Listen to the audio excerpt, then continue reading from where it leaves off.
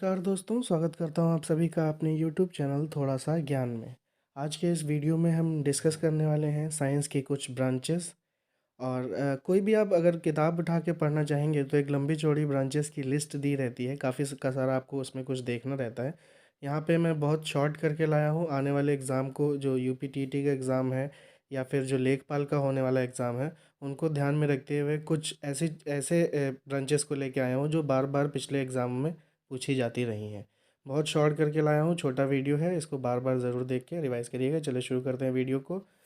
देखिए, यहाँ पर हम कुछ साइंस की ब्रांचेस पढ़ने वाले हैं, इंपॉर्टेंट ब्रांचेस जो रिपीटेडली एग्जाम्स में पूछी जाती रही हैं। सबसे पहले तो बहुत फेमस है, आपने हमेशा इसका नाम सुना होगा पढ़ते समय, जूलॉजी। ये study of living and extinct animals है, यानी इसमें हम लिविंग बींग्स या जो एक्सटिंक्ट हो चुके हैं उन जानवरों के बारे में स्टडी करते हैं। उसके बाद सेकंड नंबर पर बॉटनी आती है, सबने नाम सुना है, स्टडी ऑफ प्लांट्स, यानी कि जहाँ पर पौधों की स्टडी होती है उसको बॉटनी कहते हैं। थर्ड नंबर पर पेडोलॉजी है, स्टडी ऑफ सॉइल्स, इसको ध्यान में रखिएगा, कम सुना होगा शायद पहले। पेडोलॉजी एग्जाम्स में पूछा जाता है, स्टडी ऑफ सॉइल्स को कहते हैं पेडोलॉजी। इसके बाद आता है जेरोंटोलॉजी, ये स्टडी ऑफ ओल्ड एज है, यानी कि बुजुर्गों की या ओल्ड एज रिलेटेड जहाँ पर इश्यूज देखे जाते हैं, उनकी जो स्टडी करी जाती है उनके बारे में, उसको जेरोंटोलॉजी कहते हैं। इसके बाद नेक्स्ट आता है एंथोलॉजी। एंथोलॉजी क्या है? स्टडी ऑफ फ्लावर्स, जहाँ पर पुष्पों की स्टडी करी जाती है, फ्लावर्स की स्टडी करी जाती है, उसको एंथोलॉजी कहते हैं। इसके बाद नेक्स्ट आता है सिक्स्थ नंबर पे एंटेमोलॉजी। एंटेमोलॉजी क्या है? स्टडी ऑफ इंसेक्ट्स, जहाँ पर कीटों की स्टडी करी जाती है, इंसेक्ट्स की स्टडी करी जाती है, उसको एंटेमोलॉजी कहते हैं। इसके बाद नेक्स्ट आता है इक्थियोलॉजी, स्टडी ऑफ फिशेस, यहाँ की मछलियों की जहाँ पर स्टडी की जाती है उनको इक्थियोलॉजी कहते हैं। नेक्स्ट आता है सर्पेंटोलॉजी। सर्पेंटोलॉजी आप नाम से समझ सकते हैं, सर्पेंट जो रेप्टाइल्स होते हैं उनको कहते हैं। स्टडी ऑफ स्नेक्स, यानी सांपों की जहाँ पर स्टडी होती है उसको सर्पेंटोलॉजी कहते हैं। उसके बाद नेक्स्ट आता है ऑरिथ्नोलॉजी। ऑरिथ्नोलॉजी होता है स्टडी ऑफ बर्ड्स, यानी पक्षियों की जहाँ पर स्टडी करते हैं उनको एरिथ्नोलॉजी कहा जाता है। एंड नेक्स्ट है हिस्टोलॉजी। हिस्टोलॉजी क्या होता है? Study of microscopic structure of tissues, यानी कि टिश्यूज़ के जो माइक्रोस्कोपिक स्ट्रक्चर्स की हम स्टडी करते हैं उसको हिस्टोलॉजी साइंस की फील्ड में कहा जाता है। नेक्स्ट और कुछ टर्मिनोलॉजीज देख लेते हैं जो एग्ज़ाम्स में पीछे पूछी गई हैं। एपीकल्चर। एपीकल्चर क्या होता है? रेजिंग एंड केयर ऑफ बीज, यानी कि मधुमक्खी पालन जो हम हिंदी में कहते हैं उसको एपीकल्चर कहा जाता है, जहाँ पर मधुमक्खियों का पालन किया जाता है। उन पालन का पर्पस क्या होता है? या हनी निकाला जाता है, शहद निकाला जाता है, या फिर क्रॉस पॉलिनेशन कराया जाता है।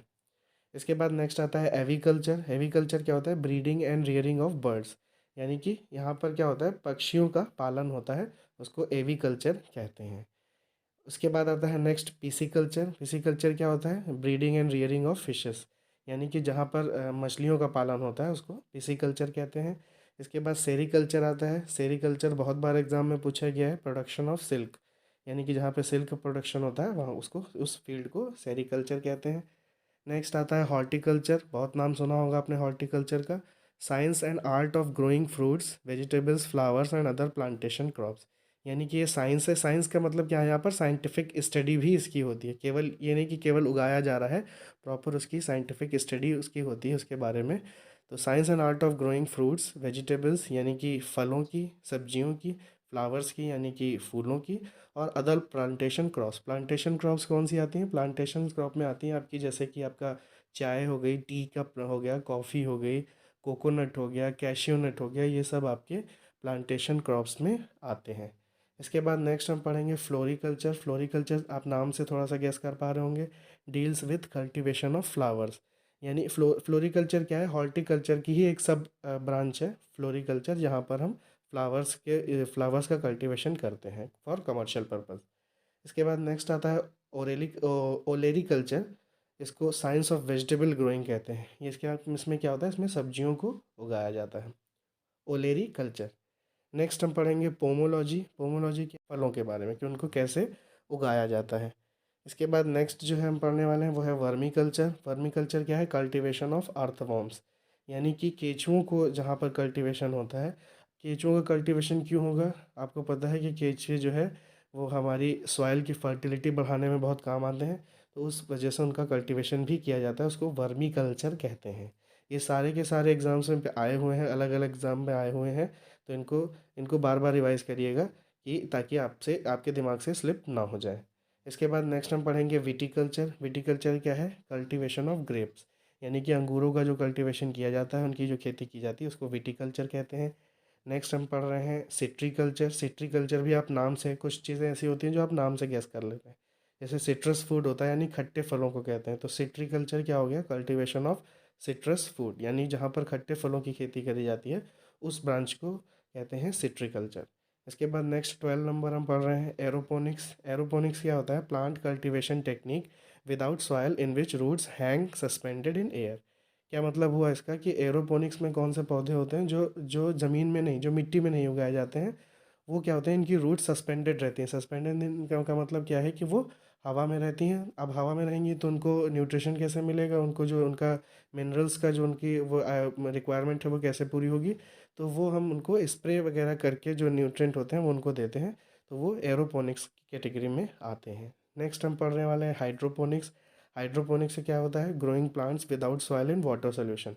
यहाँ पर हम सॉइल में नहीं उगाते हैं हाइड्रोपोनिक्स पौधे, हम उनको में पानी के अंदर उगाते हैं और पानी में ही उनके न्यूट्रिएंट रहते हैं।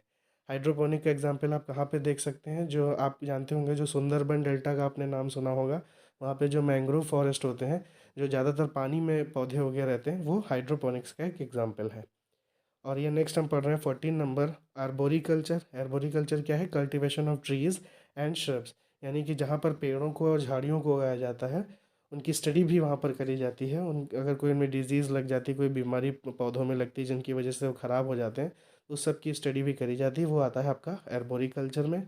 और इस वीडियो का जो लास्ट आइटम है वो है हेलीकल्चर। हेलीकल्चर क्या होता है? Snail farming for human use. Snail आपने नाम सुना होगा, हिंदी में घेंगा घोंघा कहते हैं स्नेल को। स्नेल फार्मिंग का मतलब होता है कि वहाँ पर स्नेल को भी प्रोड्यूस किया जाता है फॉर ह्यूमन यूज़। ह्यूमन का यूज़ क्या हो सकता है? कई एरियाज़ में स्नेल का मीट खाया जाता है, तो उस पर्पज़ से यूज़ होता है। इसके अलावा कॉस्मेटिक्स में भी उसका यूज़ होता है, इसलिए स्नेल फार्मिंग करी जाती है। इस वीडियो में इतना ही, छोटा सा वीडियो है, बहुत कम आइटम है, इनको बार बार रिवाइज़ किएगा ताकि इनसे अगर एग्ज़ाम में किसी भी एग्ज़ाम में पूछ लिया जाए तो आप गलती ना करें। इस वीडियो में इतना ही। Thank you so much. जय हिंद।